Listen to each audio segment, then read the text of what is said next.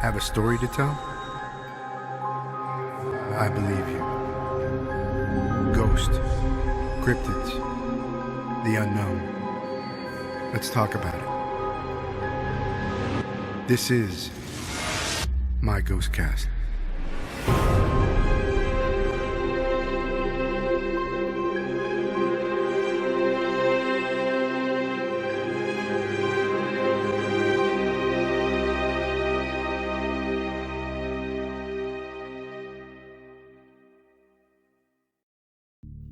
Hey guys, welcome back to my GhostCast.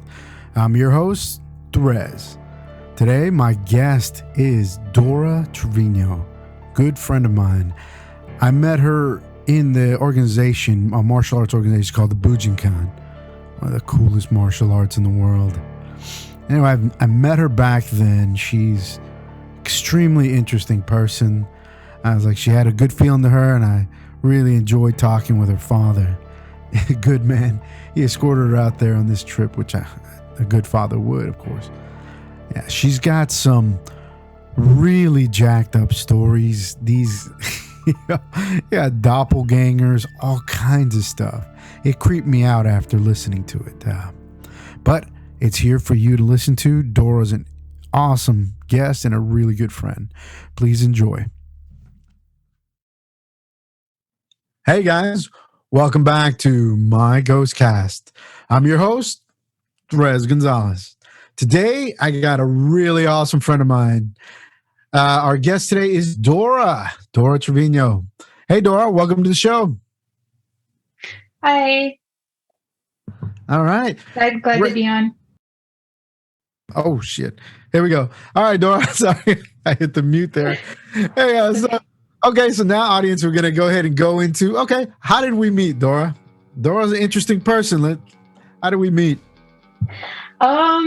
We met at one of our martial arts seminars. We met, how many years ago? 6 years ago? So old, I don't even remember anymore. Yeah, I think it was about 5 or 6 years ago. 5 or 6 years ago. Yeah. Maybe longer than that. Yeah, I think. Was it the Dean seminar? Huh? At the Dean seminar? No, it wasn't at the Dean. I know that I met you at the first seminar that we went to, the one in Corpus, into the mall. I know because a couple months prior to that, I had just had my car accident that I was in. So somewhere around there. Nice. And I was still, I'm crazy, still kind of going back and be like, hey, I'm good, That was badass, man. When I first met her, she always had this vibe to her, and I'm like, man, this is a nice person, and she's fighting. This is awesome,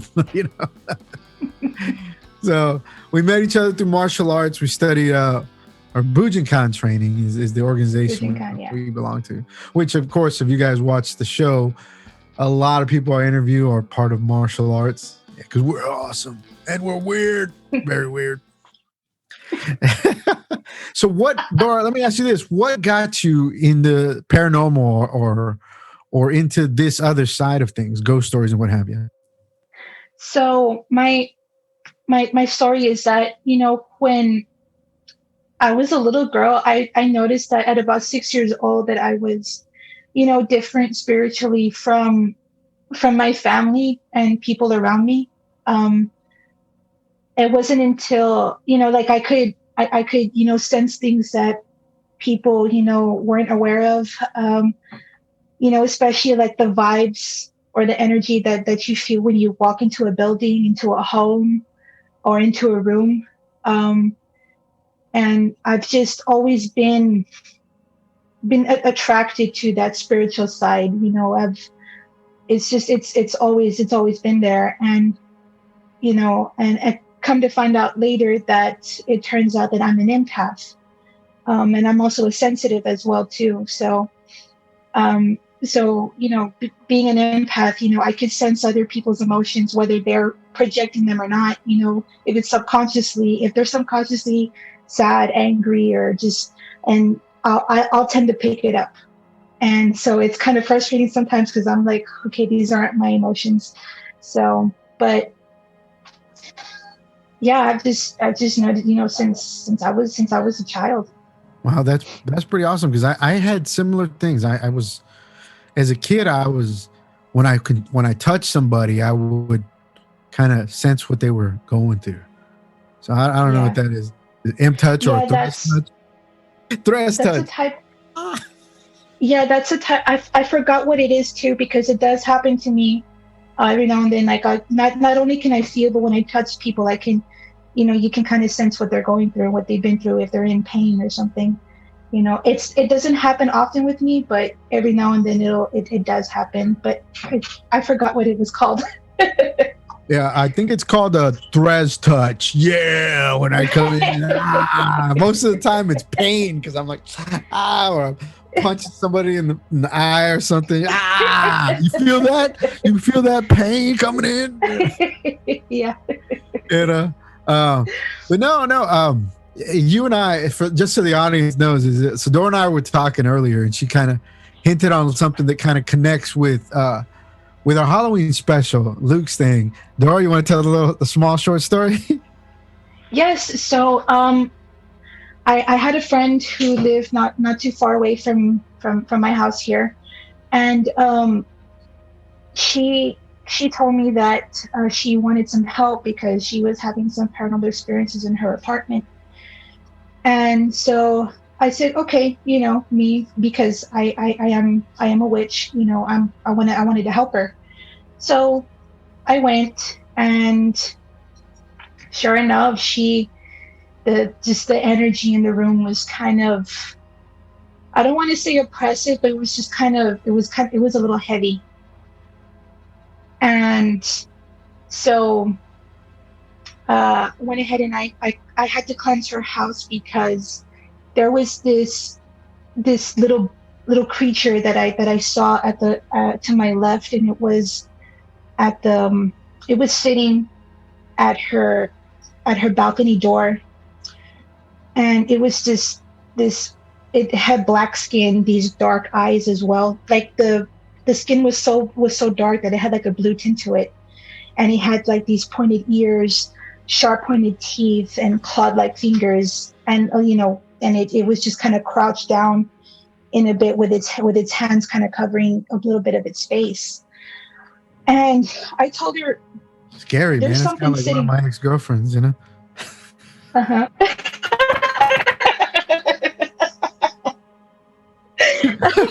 So I told her, I said, you do have something here. And I told her, did you guys do anything? What attracted this to your apartment? And she ended up telling me that her husband went into a ring of mushrooms, and that is a fairy ring. And he ended up just, I don't know what possessed him to do it, but he just disrespectfully danced in the fairy ring and then walked out. And I said, oh, it's because, I was like, then it looks like you have a dark fairy, and it's causing all of this mischief and all of this, things to happen and go bump in the night, because like, your husband disrespected it, and you didn't leave, you didn't apologize or leave any offerings. So they did end up moving. So uh, whatever, I'm pretty sure, hopefully it's not, but in that apartment, whatever, if it's still there, it's probably still there. Wow, So, and that's a good. big thing. I don't recommend anybody dancing in a fairy ring like that unless you want to have, you know, things, go crazy in your house. Man, that's so word to everybody. Do not dance in a circle of mushrooms. Is that right, Dora? Yes, in a circle of mushrooms. Yes. So no circle of mushrooms, guys. No matter how Yeah. tempting they are. So, Yeah. all right, guys. Well, thanks, Dora, for the story. We're gonna take a small break and be right back with the first story. Thanks, guys.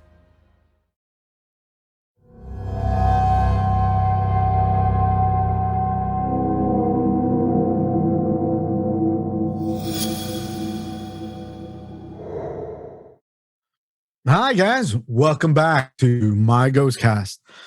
Again, your host, the Threz, aka the Badass, for now. Our guest today is my good friend Dora. Dora? Dora's got a story today. I think it's called Scary Stuffed Animals. Yay!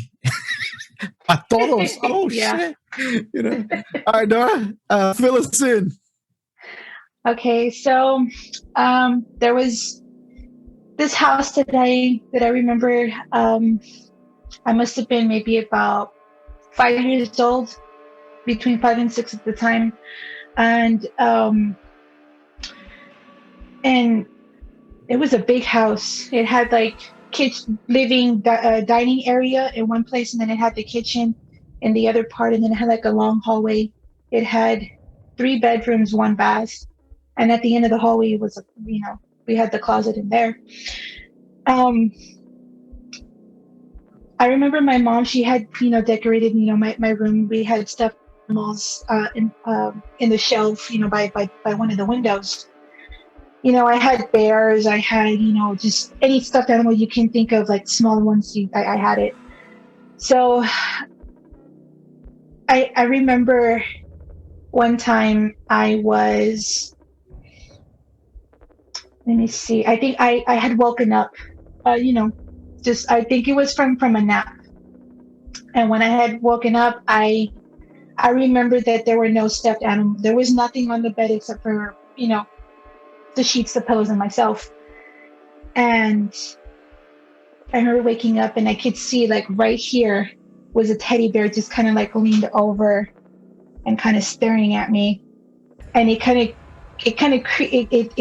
scared me, but for some reason I couldn't look away. And the longer I stared at the bear's eye, like the glass eyes, they looked human, and they started to kind of like have this, take on this ugly, angry face, something that for a 5 to 6 year old, that's pretty scary. Yeah, hell, it's scary for me now. Yeah, and I remember, and it was a white bear. I remember it was a white bear. And I screamed, and my mom came, and I told her, I said, Mom, the bear was looking at me ugly. And she just kind of like, it's okay, sweetie. Like, she never told me it's your imagination, and she never dismissed it. She just tried, just to say, oh, okay, that's what you saw. It's okay. Mommy's here, right? And Did she hit it with the chancla? no, she just kind of like, she picked up the bear, and she had set it down on the shelf, but facing away, so it was facing out the window. So, and then things like this kept happening with the stuffed animals. Like, I would, my mom, she was gonna go ahead and she wanted to go ahead and tidy up my room. That's what she was gonna do. And she walked in, and she came out, and she said, Dora, were you playing with your teddy bears? I said, and I told her, no, Mom, I'm over here. And she said, well, come here, sweetie, come here. Like, are you sure you didn't? So I followed my mom to my room, and in the middle of, and I remember it was a wood floor, in the middle of the room, there was a circle of stuffed animals. Oh my God, no. No way. Oh crap. Yeah. So, and the it's, being a kid, I was like, okay, well, I didn't do that. But I noticed that, even at night too, like the teddy bears or the stuffed animals, they would take on this, I want to say they were like possessed or something, because I remember they would be looking one way, and their heads would kind of turn, and then they would just kind of stare at me. Oh my And like, God. and it would, and I would run out of my room scared. I didn't scream. I ran out of my room, and I would just kind of sit, and I would just watch cartoons. So Oh my God, that's so creepy. While you're watching cartoons, right? You're like this watching cartoons, and they're like, and we're watching you. it's something like, yeah, that's why, like, I didn't like to be in my room when I was a child, because the stuffed animals would really creep me out. There was just something about the room that you could tell that there was this not very welcoming presence there. And I know it was, and I know it's a cliche to say it, but it was in the closet too, in the bedroom closet. So, No, I and believe it's you. just, yeah, it was pretty creepy. And sometimes we would find the stuffed animals in different parts of the house. In the wallet. They're like, hey, what the hell is it doing in the wallet? I need to go buy some cigarettes. What? Yeah, you know, we would find them, and we would find them in the hallway. And you know, because my parents didn't want to scare me, they're like, Dora, stop leaving your stuffed animals like in here in the hallway. And I'm like, it's not me, I didn't do it. You want to So hear something that adds to the creepiness of that?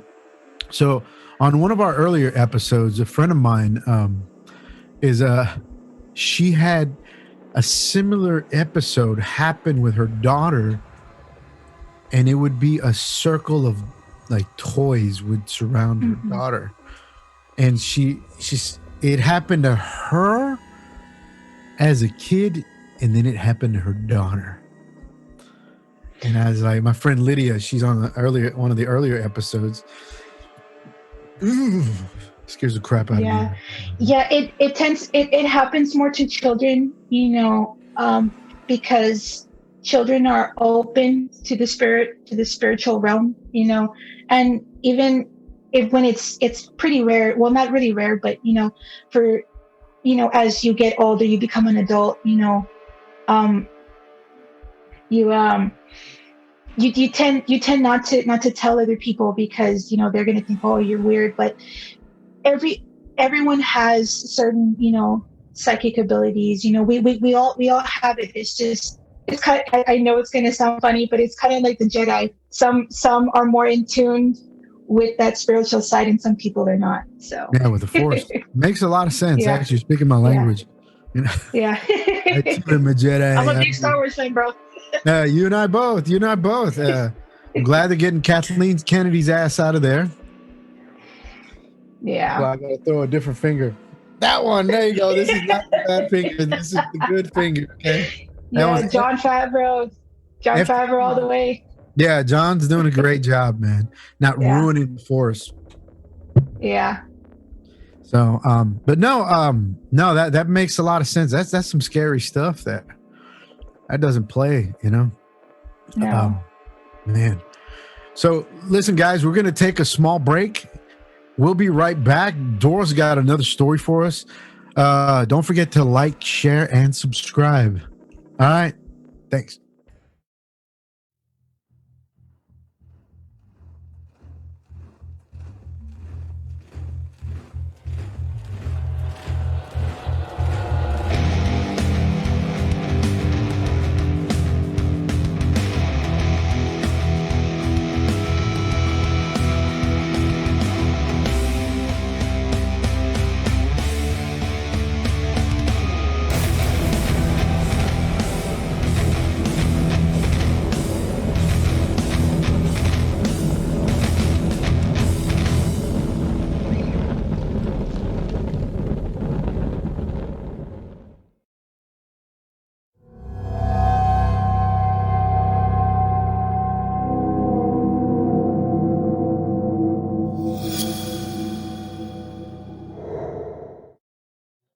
Hey guys, welcome back to my GhostCast. Our guest again is my buddy Dora. She's got another story called "The House of Martin." Little fluffy reference there, but no, House of Martin. Is that what it was, Dora? Yes. Yes. It was our old ranch house that was built by my great uncle through marriage. That's, you know, he was my grandmother's brother-in-law. All right. Well, the story she told me, they're pretty jacked up. So, all right, guys. So she's this was, I think, connected with doppelgangers. And if you don't know what a doppelganger is, Dora, do you want to explain it, or you want me to? Um I can explain it as best I can. So a doppelganger is a type of spirit that is shown or that people see uh, when something bad is going to happen, usually of themselves or somebody that they know. So they can act, they can get, it can get pretty creepy, you know. Um, so yeah, if you want to, you know, look more into depth on what a doppelganger is, because I can't get it from the top of my head, you can always Yes, Google it. that's no So problem. I was always thought that doppelganger is kind of or the way it's used the streetwise is doppelganger is the evil version of you. Like yes, it replicates sometimes it, you, and sometimes you know. I'm still new to some of these stories, so I'm kind of like, oh shit, I never experienced that. That's pretty yeah, interesting. doppelgangers usually sometimes are, but they do show up, you know, for anything like, you know, just to warn you as a type of omen, I should say, good or bad. So Awesome. Well, I think in this story we'll be talking about someone here. Dora, it's all yours. thank you. So just to kind of, you know, lead into the story here, my family and I, we went ahead and we lived in an old ranch house that was already basically part of the family. Um, my great uncle had passed away, and that's when all of the haunting started. So it was, we had shadow people, we would hear, you know, voices, you know, or we would have our name called. I've had my hair pulled, my shirt pulled, I've had stuff thrown at me. Um, and it was a pretty, that house had a lot of stories for me to tell. So I think you were and one of the ones you were telling us about was one that replicated you. Like I think it was like in the bed. And one as your dad too, or was it your dad? it was One. my dad, actually. That story, that's the one that I would like to tell. You know, that one was actually pretty intense. All right, give it a shot.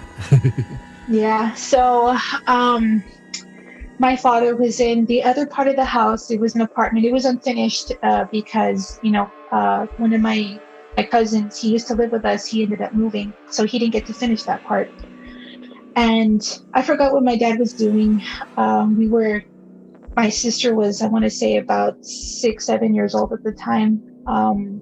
So, and my sister and I, we shared one room. So, you know, she was asleep next to me, and you know, I couldn't sleep. I was kind of tossing and turning a little bit, and my mom was getting ready for bed too. And I remember we were getting ready for bed, and I could hear my father's boots, my father's footsteps, you know, just walking down, you know, one hallway and then coming into the hallway where the bedroom and the bathrooms were. And I saw him from what he was wearing, because my dad wears, you know, my dad wears blue jeans, and he was wearing, I believe, a white or black shirt. And I saw him walking, but I'm looking at him as, I'm like, what's wrong with my dad? Why is he's walking really weird? He's not walking, he just doesn't have this energy, the same energy that my dad has around him. It didn't look or feel right. And I noticed too that all sound around me, around the house, just kind of stopped. Like you couldn't hear anything, no sound, which was kind of weird. It's like kind of like somebody putting on the mute button and you can't hear anything. And I remember my mom said, "Hi honey, are you coming to bed?"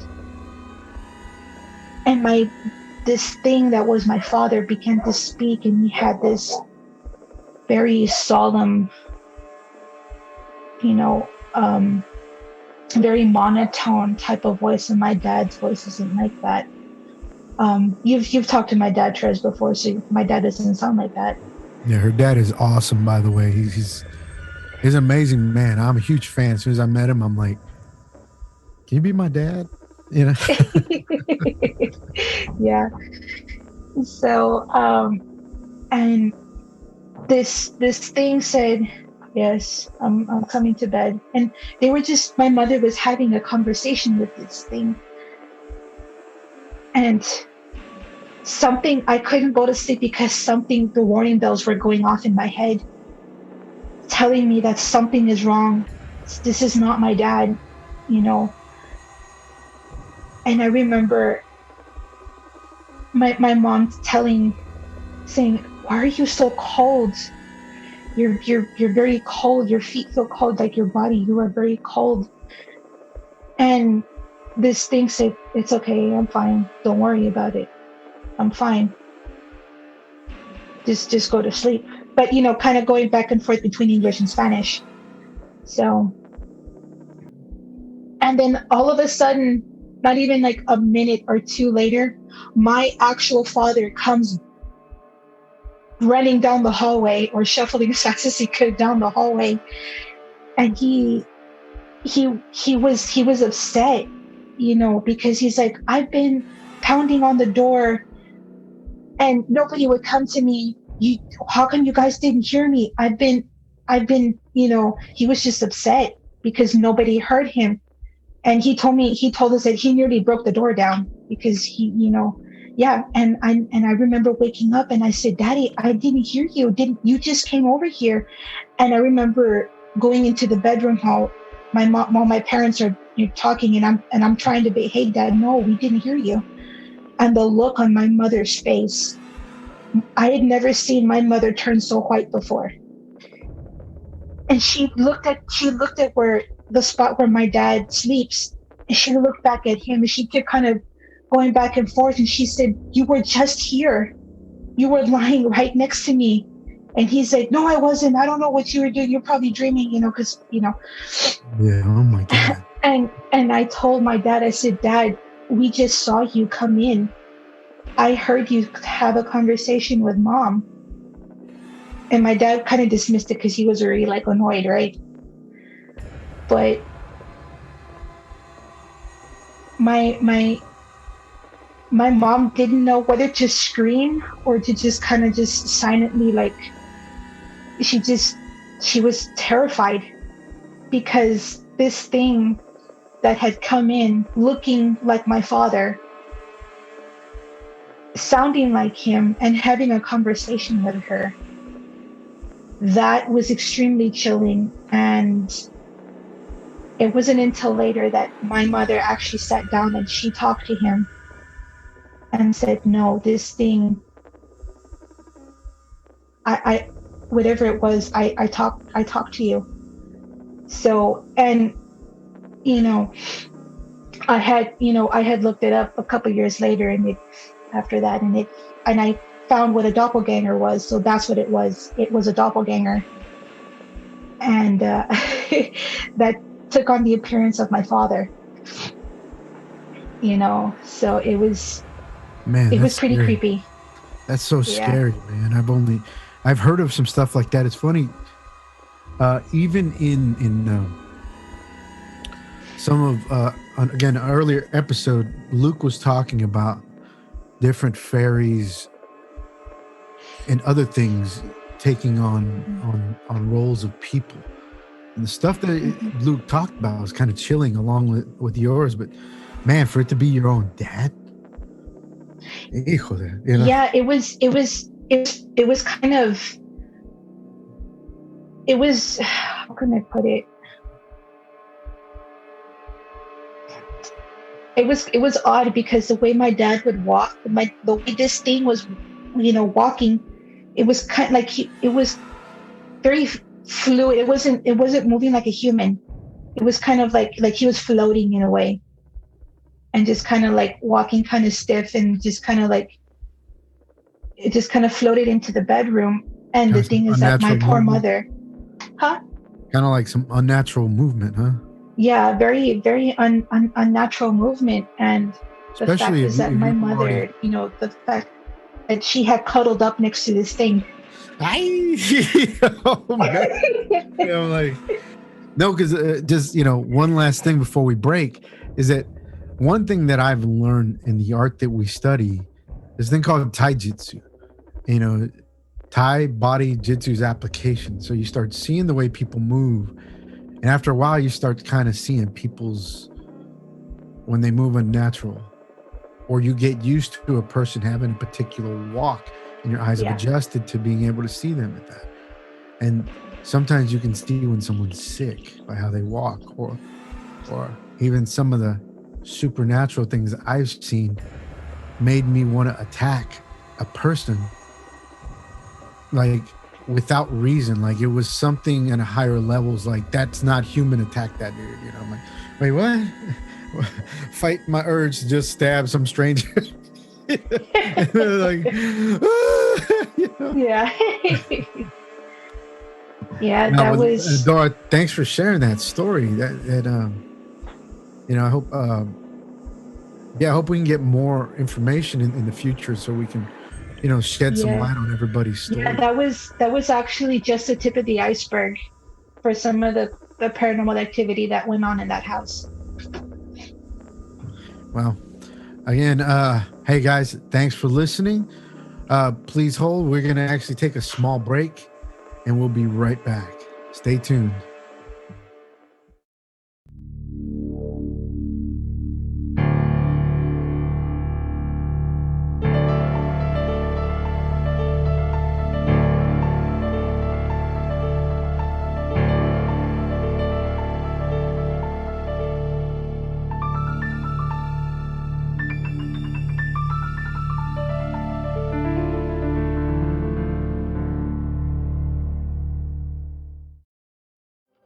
Hey guys, welcome back to my GhostCast.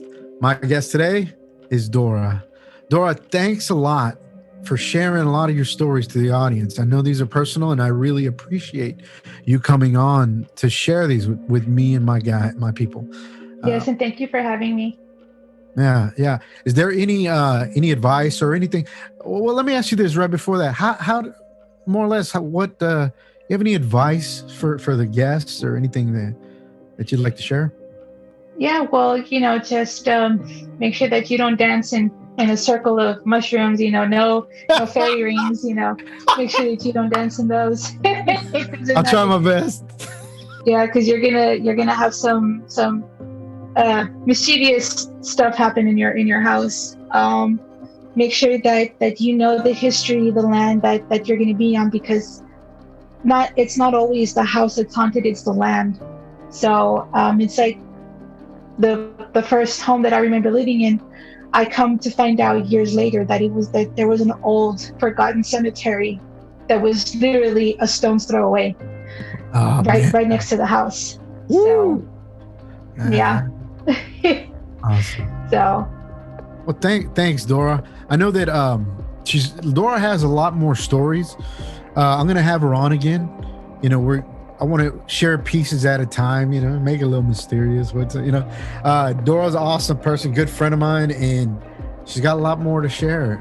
We'll bring her on for more future episodes. Um, thanks a lot, guys. Don't forget to like, share, and subscribe.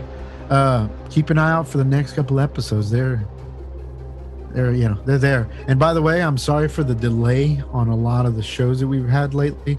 A lot of stuff going on, death around everywhere around me lately, friends passing away, and I try my best to keep in touch with good friends like Dora and her awesome dad. Maybe we'll have her dad on here at some point. He's an awesome dude, man. So, isn't that right, Dora? yes. Her dad is awesome. Yes, he's taught me everything I know. So he's my greatest mentor. You're lucky. I mean, like one of those little kids from back. You're lucky. No. Thanks again, Dora. Again, guys, don't forget to like, share, and subscribe. Thank you for watching my GhostCast with your Thank host, you, everyone. Therese Gonzalez. Dora, thank you so much. That's my badass. You be good. All right, you too. Bye. Yeah, what do you think about that? Awesome stories, man. She's got a lot more. She's got some really creepy ones. These are pretty creepy themselves, but when she talked in person, she was like, you could feel the energy. It's nothing like somebody telling you a story when they're right there with you.